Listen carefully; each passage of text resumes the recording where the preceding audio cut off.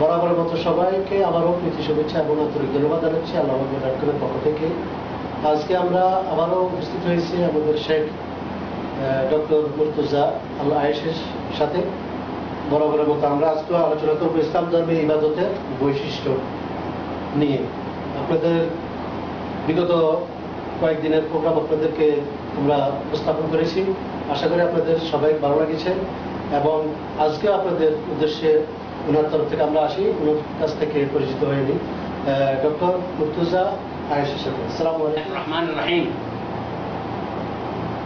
আলহামদুলিল্লাহ রাব্বিল আলামিন। আল্লাহুম্মা সাল্লি আলা মুহাম্মাদ ওয়া আলা আলি মুহাম্মাদ কামা সাল্লাইতা আলা ইব্রাহিম ওয়া আলা আলি ইব্রাহিম ইন্নাকা হামিদুম মাজিদ। আল্লাহুম্মা বারিক আলা মুহাম্মাদ ওয়া আলা আলি মুহাম্মাদ কামা বারাকতা আলা ইব্রাহিম ওয়া আলা আলি ইব্রাহিম ইন্নাকা হামিদুম মাজিদ। সম্মানিত ভাই ও বোনেরা আমার, যে যেখানেই রয়েছেন সকলকেই ইসলামী অভিনন্দন সহকারে অভিবাদন জানাই। আসসালামু আলাইকুম ওয়া রাহমাতুল্লাহি ওয়া বারাকাতুহু।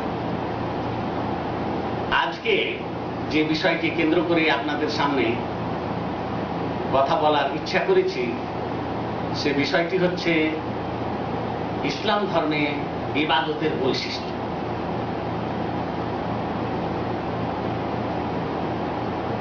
কেননা ইসলাম ধর্মে ইবাদত খেয়াল খুশি অনুসারে করা যায় না, মন মতো ইবাদত করা যায় না। তার কতগুলি বৈশিষ্ট্য রয়েছে, সেই বৈশিষ্ট্যগুলিকে কেন্দ্র করে আপনাদের সামনে কিছু কথা তুলে ধরব। সর্বপ্রথম বৈশিষ্ট্য হচ্ছে যে ইবাদত আমরা সম্পাদন করব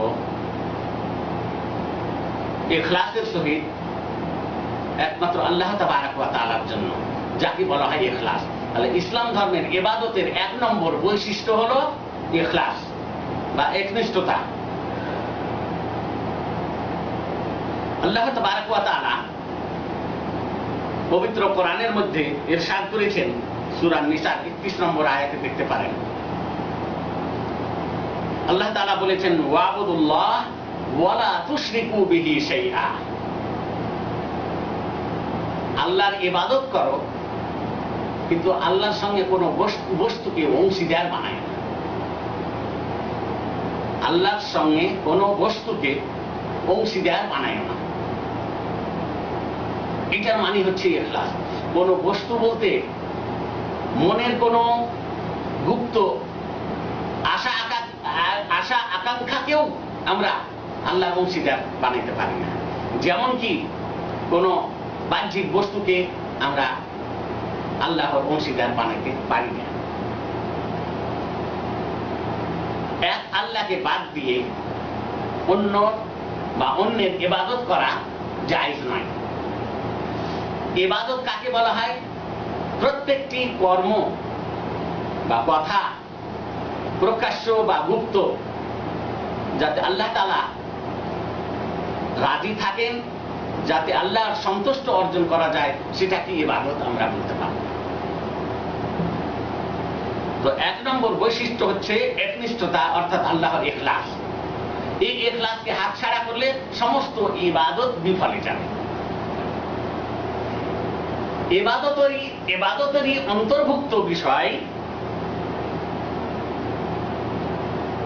আল্লাহর কাছে চাওয়া বা মনের আশা পূরণ করার জন্য কিছু চাওয়া কাউরির কাছে।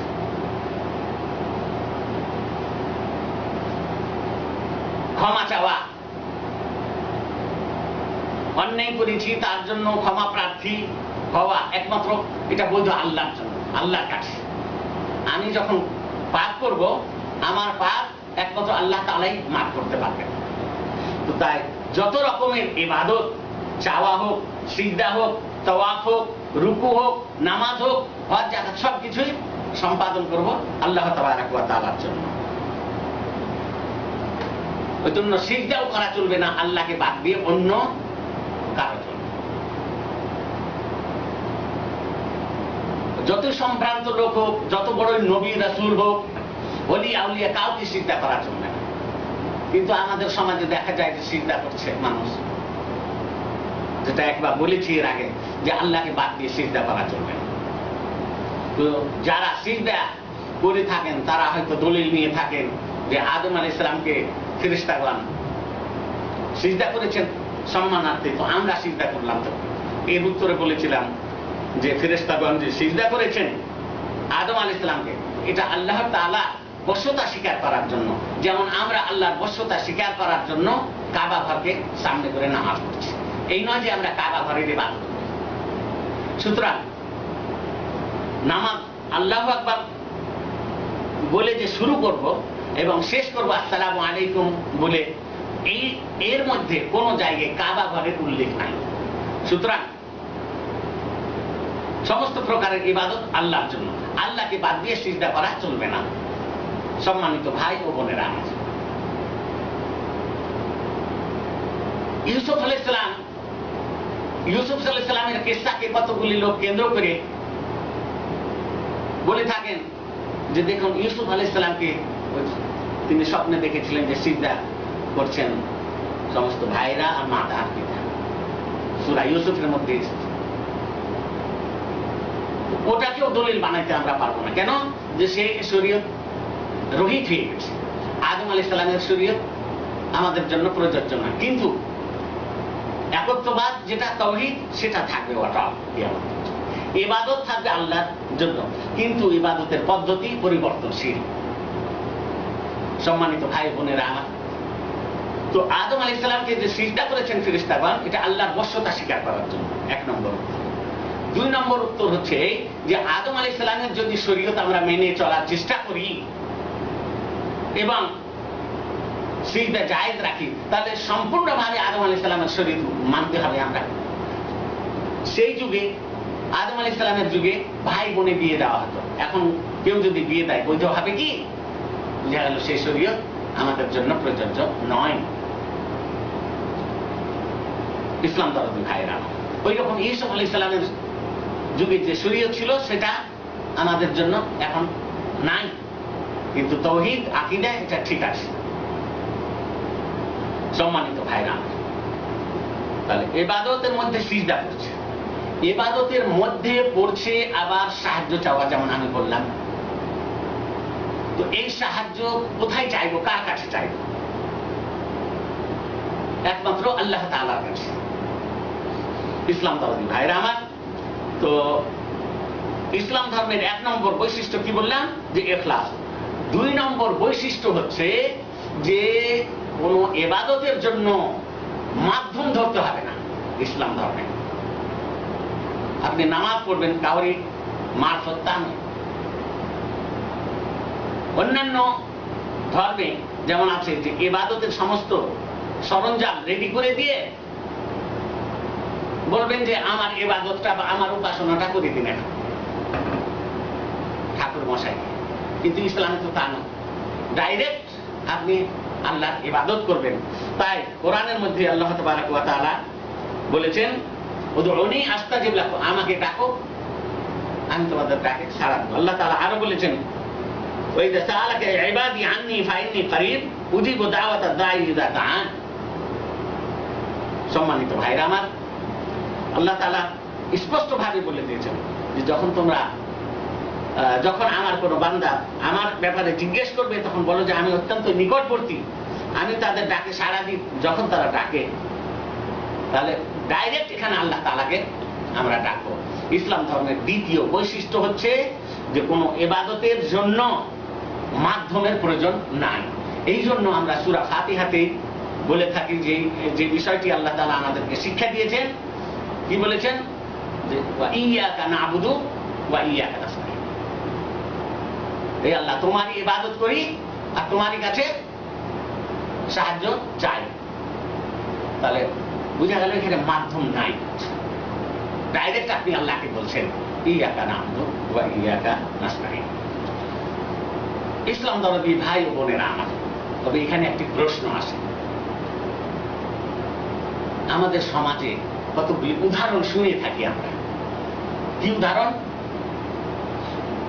উদাহরণ হচ্ছে যে সমাজে বলেন কতগুলি লোক যে জজের কাছে যাওয়ার জন্য উকিল ধরার প্রয়োজন হয়, তো আল্লাহ তো মহা জজ, তার কাছে যাওয়ার জন্য উকিল ধরা দরকার। কোরআনের আয়াতও তারা পাঠ করে থাকে, বলে থাকে কি ওয়াবতাগু ইলাইহিল ওয়াসিলা, আল্লাহর কাছে যাওয়ার জন্য ওসিলা তলাশ করে। আর ওয়াসিলা আমাদের জনসাধারণ যেটা মনে করেন যে কতগুলি নির্দিষ্ট ব্যক্তি রয়েছে, ইসলাম ধর্মী ভাষা এই নির্দিষ্ট ব্যক্তিগুলিকে তিনারা ওয়াসিলা বলে বা ওসিলা বলে আখ্যায়িত করে থাকেন। অথচ আপনি আমি সূরা ফাতিহাতে কি পাঠ করলাম, ইয়াকা নাবুদু ওয়া ইয়াকা নাস্তাইন, আল্লাহ তোমারই ইবাদত করি আর তোমারই কাছে সাহায্য চাই, ডাইরেক্ট। আর এখানে বলা হচ্ছে যে কোর্টে জজের কাছে যাওয়ার জন্য উকিলের প্রয়োজন হয়, সুতরাং আল্লাহ মহাজজ, তার কাছে যাওয়ার জন্য মাধ্যমের দরকার। আর কোরআনের আয়াতটি তারা পেশ করে থাকে ওয়াবতাগু ইলাইহিল ওয়াসিলা। এই কয়েকটি উত্তর আমি আমার ভাই বোনরাকে শুনিয়ে দিতে চাই, যেন আমরা সঠিক পথে এসে যাই। আমরা কোন মুসলমানকে কাফের বেদিন বলে ইসলামী দল থেকে, ইসলামী গ্রুপ থেকে বাইরে করে দিতে চাই না, আমরা গলায় লাগাইতে চাই। সমস্ত মুসলমান যারা আমরা মনে করি যে ভুল কাজ করছে, তারাও তো আল্লাহ ও রাসূল, কোরআন, কাবা এগুলোকে তারা ভালোবাসেন, কিন্তু শিরকে করে ফেলেন তিনারা না জানার কারণে। তারাকে যদি বলা যায় যে মূর্তির সামনে সিজদা করো, বলবে না এটা করো, কিন্তু কোন অলি আউলিয়া কবরকে সিজদা করছে, ইসলাম ধর্ম না। তো সিজদার বিষয়টি না বলে এখন আসছি শুধু সাহায্য চাওয়ার জন্য এবং ওসিলা তলাশ করা যায় কি না যায়। আরবিতে শব্দটি হচ্ছে ওয়াসিলা। ওয়াসিলার মানে হচ্ছে মাধ্যম, যে আল্লাহর কাছে যেতে হলে মাধ্যম ধরতে হবে, আর মাধ্যমের অর্থ হলো নির্দিষ্ট ব্যক্তি। তো এটা কোরআন হাদিসে সমর্থন করছে কিনা এটা জানা দরকার। সম্মানিত ভাইরা, সম্মানিত বোনেরা, এর 1 নম্বর উত্তর হচ্ছে যে এই ধরনের ওয়াসিলার প্রয়োজন নাই। কেন যে ডাইরেক্ট আল্লাহ বলছেন যে আমাকে ডাকো, আমি তোমাদের ডাকে সাড়া। তাহলে এখানে মাধ্যমের কোনো প্রয়োজন হয় না। তাহলে আমরা কি করে ইবাদত করব? ইবাদত আমরা করব ডাইরেক্ট যে পদ্ধতি আমরা পেয়েছি কোরআন হাদিসে, সেই পদ্ধতি অনুসারে ইবাদত করব। এই নয় যে ইবাদতের সরঞ্জাম বা নজরানা পেশ করে বলবো যে এটা আল্লাহর কাছে পৌঁছে দেন বা আমার এই ইবাদতটি করে দেন বা উপাসনাটি করে দেন, এই কথা আমাদের জন্য বলা জায়েজ হবে না। আমরা ডাইরেক্ট ইবাদত করব। যেহেতু সূরা ফাতিহাতে বলা হলো ইয়াকা নাবুদু ওয়া ইয়াকা নাস্তাইন, এই ধরনের অনেক আয়াত রয়েছে। 1 নম্বর।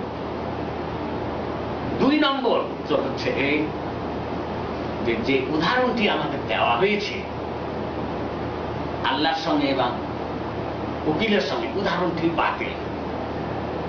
কেন? যে আল্লাহ তাআলা অন্তর্যামী, আপনার অন্তরে কি আছে না আছে আল্লাহ জানছেন। ডাইরেক্ট আপনি যেটা বলবেন শুনতে পাবেন, কিন্তু আমাদের জজ মহাশয় তা তো অন্তর্যামী নন, তিনি জানতে পারবেন না আপনার অন্তরে কি আছে। কাজে কারোর মাধ্যমে বলা দরকার হয়। কাজে এই উদাহরণ আল্লাহর সঙ্গে ফিট করা বৈধ নয়, যেহেতু আল্লাহ সৃষ্টি জগতের ঊর্ধ্বে, সৃষ্টি জগতের মতো নন, কোন মানুষের মতো। লাইসা কামিসলিহি শাই ওয়া হুয়াস সামিউল বাসীর, আল্লাহর মতো আর কোনো বস্তু নাই, আল্লাহর মতো বা আল্লাহর সমতুল্য কোনো বস্তু নেই। ওয়া লাম ইয়াকুল লাহু কুফুয়ান আহাদ, আল্লাহর সমতুল্য কোনো কিছুই নাই। তাহলে জজের সঙ্গে উদাহরণ দেওয়া এটা আল্লাহর সঙ্গে যেন বেয়াদবি করা হচ্ছে, নিম্ন পর্যায়ে যেন আল্লাহকে রাখা হচ্ছে। নাউযুবিল্লাহ, ইসলাম ধর্ম। এটি একটি উত্তর হচ্ছে। আরেকটি একটি উত্তর হচ্ছে এই যে ইসলামী কোর্টে উকিলের প্রয়োজন হয় না। তার উদাহরণস্বরূপ আপনি সৌদি আরবে আপনার যদি কেস থাকে কিছু, আপনি ডাইরেক্ট গিয়ে পেশ করতে পারেন, উকিল ধরা জরুরি নয়, উকিল মুখতারের এখানে প্রয়োজন নেই। হ্যাঁ, আমাদের ভারতীয় ইসলামী কোর্ট ছিল, কিন্তু যখন ভারতকে অমুসলিমরা কেড়ে ফেললো, ব্রিটিশের লোকেরা মুসলমানরাকে ধোকা দিয়ে কোনো রকমে নিয়ে নিল, তখন আস্তে আস্তে ইসলামী কোর্টগুলোকে ক্যান্সেল করে তারা মন মতো কোর্ট জারি করলো। সেখানে সেই কোর্টে এই উকিল মুখতারের বা জজের প্রথা চালু করা হবে। একটি অমুসলিমদের প্রথা নিয়ে ইসলামী শরীয়ত আমি চালু করবো, এটা কোন জ্ঞানী মানুষ গ্রহণ করবে? সম্মানিত ভাই বোনেরা, সুতরাং আমি চিন্তা করে দেখার জন্য অনুরোধ করছি যে একটি ইসলামী ইবাদত আমি অমুসলিম প্রথাকে কেন্দ্র করে সেটা সাব্যস্ত করার চেষ্টা করব, এটা কখনোই হতে পারে। তাহলে উত্তরের সারমর্ম হচ্ছে যে 1 নম্বর উত্তর যে ওয়াসিলা বা উসিলা তলাশ করার প্রয়োজন নেই। দ্বিতীয় উত্তর হলো যে উদাহরণটি জজের সঙ্গে দেওয়া হয়েছে এটিও বাতিল 2টি কারণে। একটি কারণ হচ্ছে এই যে আল্লাহ অন্তর্জামী আর এই জজ সাহেব অন্তর্জামী নন। আর দ্বিতীয় কারণ হচ্ছে এই যে ইসলামী কোর্টের এই পদ্ধতি নয়, ইসলামী কোর্টের জন্য এটা পদ্ধতি নাই যে উকিল ধরতেই হবে। সম্মানিত ভাই বোনেরা আমার, এবার তৃতীয় উত্তর হচ্ছে, মানে উত্তরটি মনে রাখবেন, 1 নম্বর উত্তর বললাম যে ওসিলা ধরার দরকার নেই। 2 নম্বর উত্তর উদাহরণটি বাতিল। উদাহরণটি বাতিলের জন্য 2টি কারণ বললাম। একটি কারণ কি বললাম? যে আল্লাহ অন্তর্জামী। দ্বিতীয় কারণ কি বললাম বাতিল হওয়ার?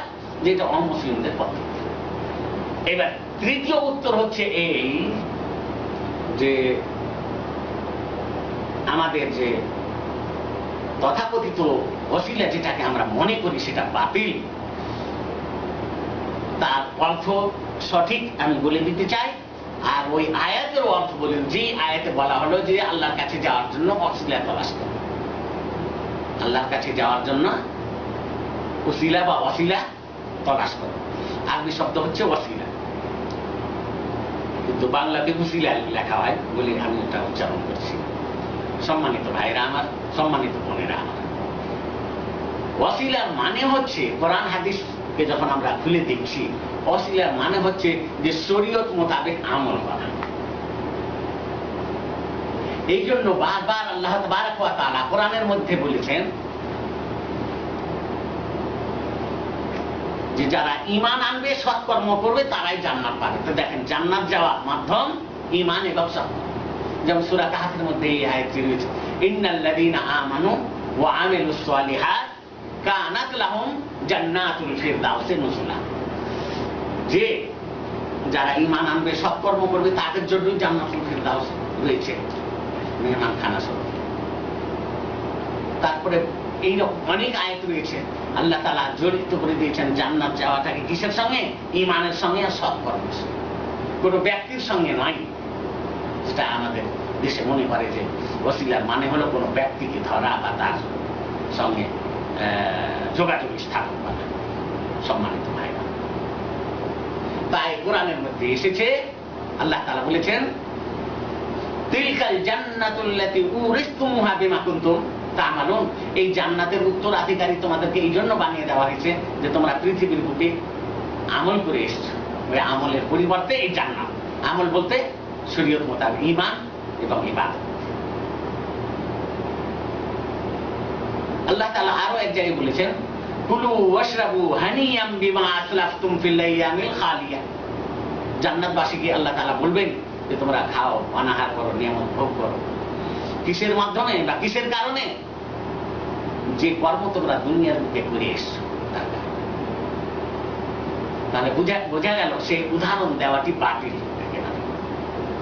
যে আল্লাহর কাছে যেতে হলে উকিল ধরতে হবে, বা আল্লাহর কাছে যাওয়ার জন্য উকিল ধরা জরুরি, নইলে পরিত্রাণ পাওয়া যাবে না, এই কথাটি মোটেই সঠিক মনে হচ্ছে না। সম্মানিত ভাই ও বোনেরা, তাহলে ইবাদতের 1 নম্বর বৈশিষ্ট্য কি বলেছিলাম? ইখলাস। 2 নম্বর বৈশিষ্ট্য হলো কি? 2 নম্বর বৈশিষ্ট্য যে মাধ্যম ব্যতি রেখেই আল্লাহর ইবাদত সম্পাদন করা। তাই বড় বড় রাসূলগণ ডাইরেক্ট আল্লাহ তাআলাকে দেখেছেন। আদম আলাইহিস সালামের যখন ভুল হলো, আজকাল মনে করে যে কারোর মাধ্যমে যেতে হবে আল্লাহর কাছে। এই কথাটি ভুল। কেন? যে মুশরিকেরাও বলতো এই কথাটি। মক্কাবাসী রাসূলুল্লাহ সাল্লাল্লাহু আলাইহি ওয়াসাল্লামের সঙ্গে যাদের সংঘর্ষ হয়েছে তারাও বলতো লা নাবুদুহুম ইল্লা লিইউকাররিবুনা ইলাল্লাহি যুলফা। আমরা তাদের ইবাদত এই জন্য করি যে এদের মাধ্যমে আমরা আল্লাহ তাআলার নৈকট্য অর্জন করতে পারব। আর ওই কাবা ঘরের চতুর্দিকে 360টি মূর্তি রেখেছে, তাতে বড় বড় নবী রাসূলেরও ছিল মূর্তি। তারা মনে করতো যে এদের মাধ্যমে আল্লাহর কাছে যেতে পারে, তাদের মাধ্যমে আল্লাহকে ডাকবে।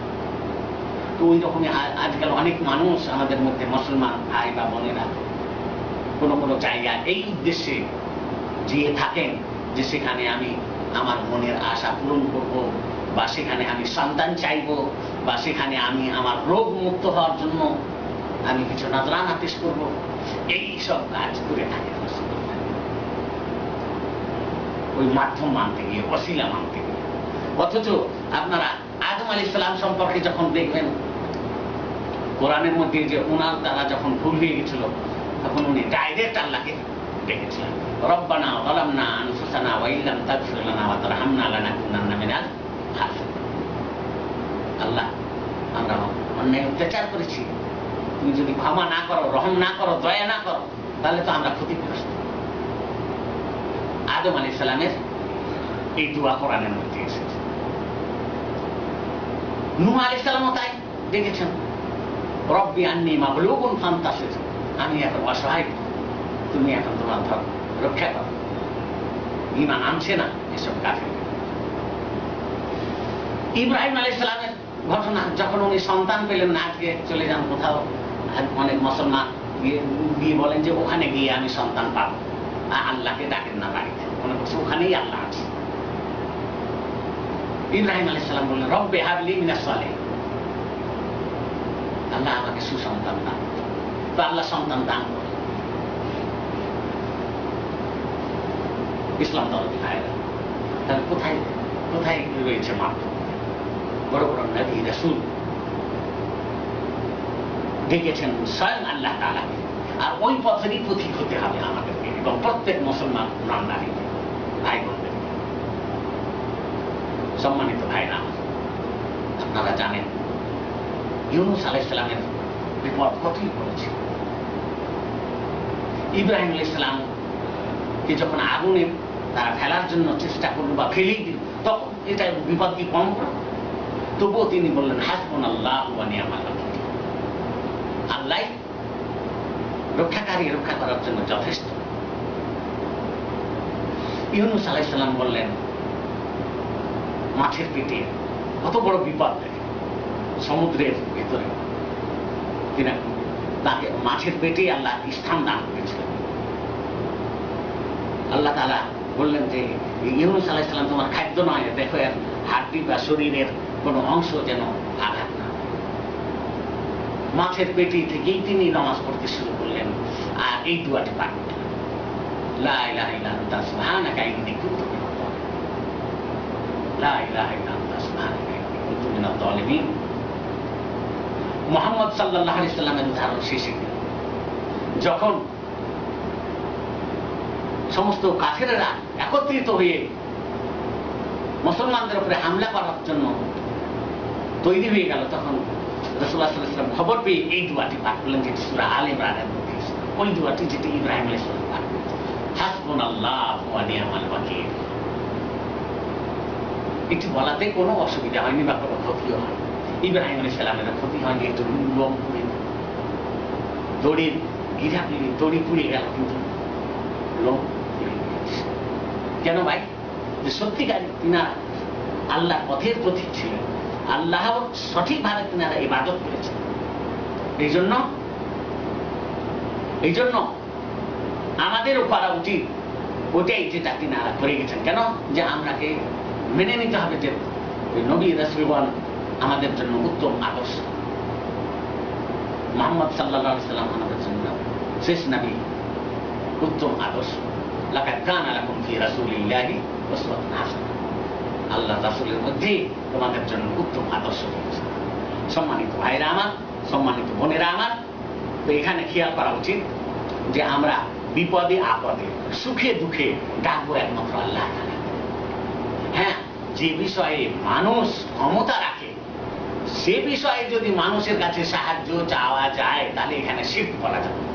যেমন আমি বলতে পারি যে 1 গিলাস পানি দেন, মসজিদ তৈরি করার জন্য সাহায্য দান করুন, ইসলাম প্রচারের জন্য কিছু সহযোগিতা করুন, এটা সাহায্য চাইছে। কেন এই বিষয়ে সাহায্য চাওয়া যায়? যে আল্লাহ তাআলা আপনাকে ওই সাহায্য করার ক্ষমতা দান করেছেন। কিন্তু যে বিষয়ে ক্ষমতা দান করেননি সেই বিষয়ে যদি আমি সাহায্য চাই তাহলে সেটা অবৈধ, বরং শিরক হয়ে যাবে। সম্মানিত ভাই ও বোনেরা আমার, তো দুনিয়ার বুকে যে যেখানে আছে কোনো না কোনো সময় বিপদ এসে পড়ে। একদিন সুখে আছে তো অন্যদিন দুঃখে, একদিন স্বাস্থ্য ভালো আছে তো অন্যদিন রোগ বা অসুস্থ লাগাই আছে না। তো আমরা সব সময় আমরা ডাকবো একমাত্র আল্লাহ তাআলা। আল্লাহর সঙ্গে অন্যকে যেন আমরা অংশীদার না বানাই। ইসলাম ধর্ম ভাই বলবে না। তাহলে ইসলাম ধর্মের দেখেন বৈশিষ্ট্য কতই ভালো, যে আপনাকে সব সময় জড়িত থাকতে হবে আল্লাহর সঙ্গে। 3 নম্বর বৈশিষ্ট্য এবার আসি। 1 নম্বর বললাম ইসলামের মধ্যে ইবাদতের বৈশিষ্ট্য হচ্ছে কি? ইখলাস। 2 নম্বর যে মাধ্যম ছাড়াই আল্লাহর ইবাদত করতে হবে, তাই তো? তো এখানে আরেকটি কথা বললে ভালো হয়, যে আল্লাহ ওখানে যে বলা হয়েছে ওয়াবতাগু ইলাইহিল ওয়াসিলা, যে আল্লাহর কাছে যাওয়ার জন্য ওসিলা তলাশ করো। তো ওসিলার অর্থ হচ্ছে, আমি কি বললাম, যে শরীয়ত মোতাবেক আমল। তো আমল করার একটি উদাহরণ এসেছে বুখারী শরীফে বা মুসলিম শরীফে, যে 3 জন লোক বিপদে পড়ার কারণে এক গুহায় তারা অবস্থান করেছে। তো গুহার মুখটি বন্ধ হয়ে যাওয়ার কারণে সবাই আপন আপন শরীয়ত মোতাবেক আমলটাকে ওসিলা বানিয়ে আল্লাহর কাছে হাত তুলে দোয়া করেছেন। তো সবারই দোয়া আল্লাহ কবুল করে নিয়েছিলেন এবং সবাই পরিবার পেয়ে গেছিলেন। সম্মানিত ভাই বোনেরা, তাহলে এখানে বুঝা গেল যে ওসিলা মানে হচ্ছে শরীয়ত মোতাবেক আমল। এবার তৃতীয় বৈশিষ্ট্য ইসলামের, 1 নম্বর ইখলাস, 2 নম্বর হচ্ছে যে বিনা মাধ্যমে আল্লাহর ইবাদত করতে হবে, 3 নম্বর বৈশিষ্ট্য হচ্ছে যে পদ্ধতি বর্ণিত হয়েছে শরীয়তের মধ্যে সেই পদ্ধতি অনুযায়ী ইবাদত করতে হবে। অন্য পদ্ধতিতে ইবাদত করলে সেই ইবাদত গ্রহণযোগ্য হবে না। সুতরাং এই শাবান মাসে বলেন আর রজব মাসে বলেন, অনেক সময় ইবাদত আমরা দেখতে পাই যে মুসলমানগণ ইবাদত করছেন, সেটা সহিহ হাদিসে পাওয়া যাচ্ছে না। এই জন্য সেই ইবাদতগুলি বর্জনীয়।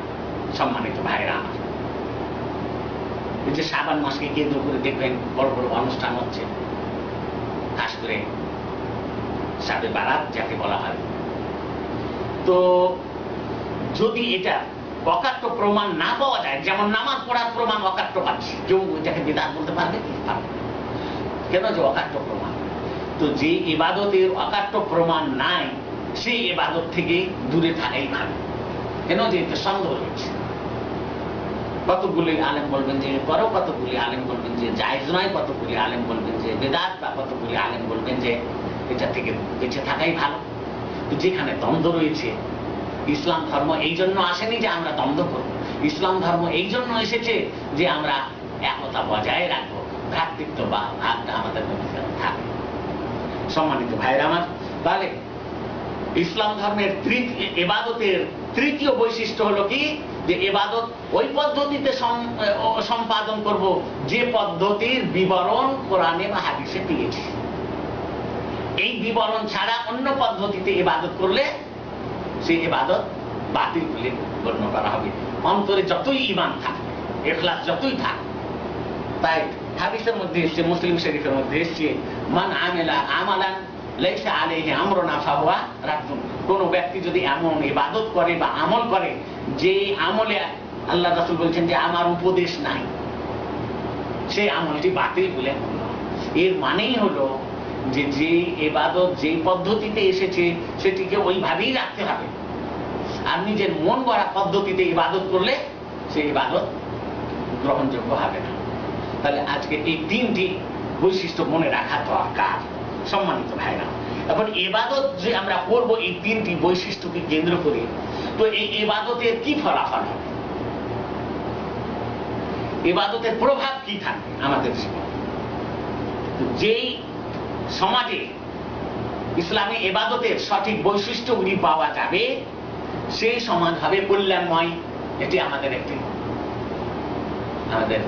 উপকার, এই বৈশিষ্ট্যকে কেন্দ্র করে ইবাদত করার উপকার।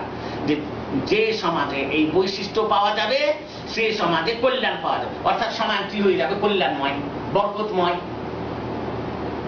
এতে আল্লাহর রহমত নাযিল হবে, অশান্তি থাকবে না।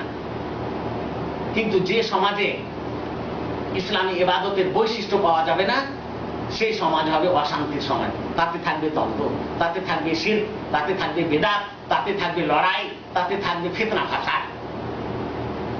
তাহলে যে সমাজে আমাদের ইসলামী ইবাদতের সঠিক বৈশিষ্ট্যগুলি পাবো সেই সমাজ হবে শান্তিময়। এটি একটি উপকার।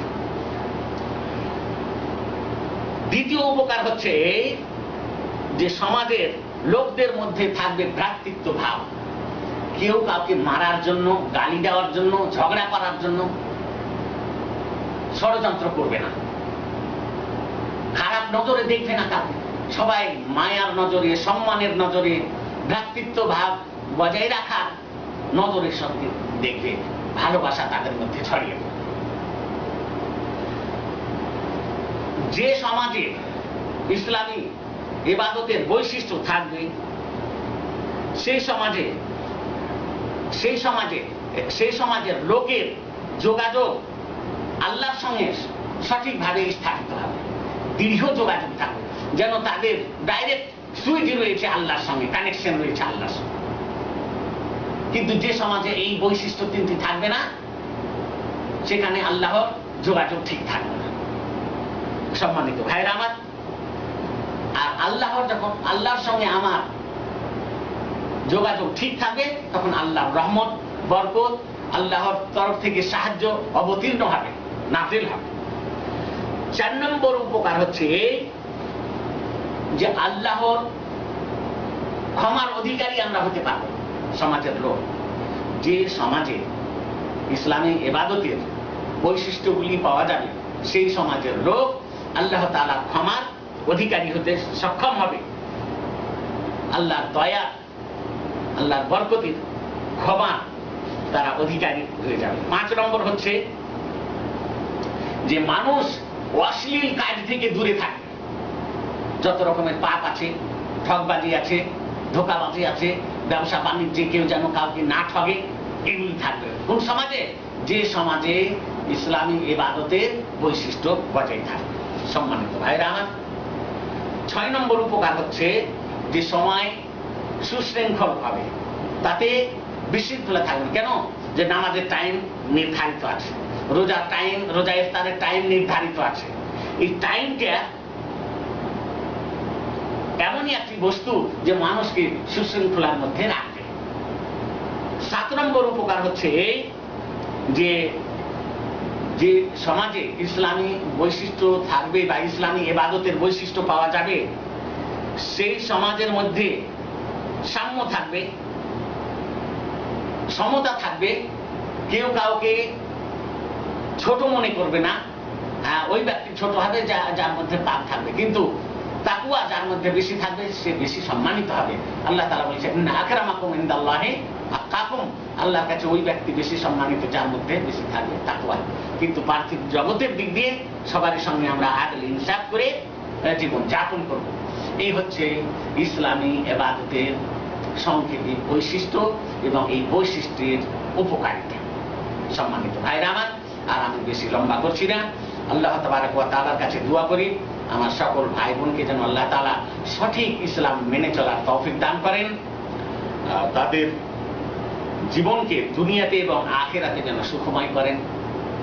আর যে সমস্ত ভাইয়েরা আমার আল্লাহু আকবার টিভি এবং রেডিও সেকশনে কাজ করছেন, আল্লাহ তিনাদেরকে সাহায্য করুন, তিনাদেরকে দুনিয়াতে এবং আখিরাতে যেন সুখের জীবন দান করুন।